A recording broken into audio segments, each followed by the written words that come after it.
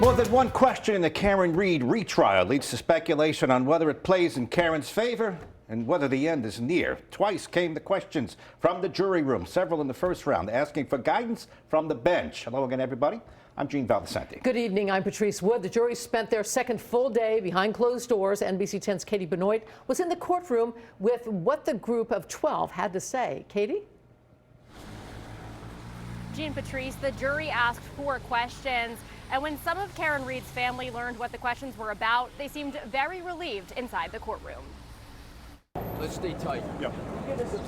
Karen Read was quiet, walking out on day 3 of deliberations without a verdict. But the jury had a lot to say. Here was one note. If we find not guilty on 2 charges but can't agree on 1 charge, is it a hung jury on all 3 charges or just 1 charge?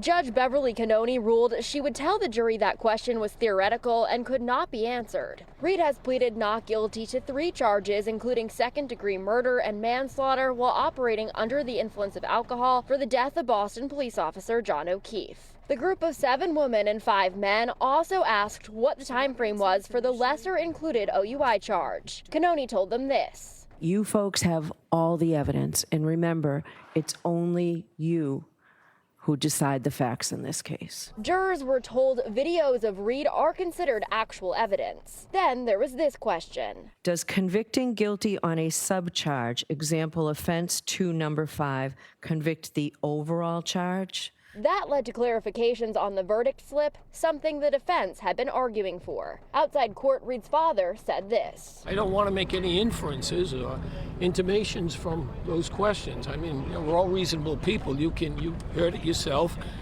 and I'll just go with what I heard. But I mean, to extend beyond that, we'll play this thing out.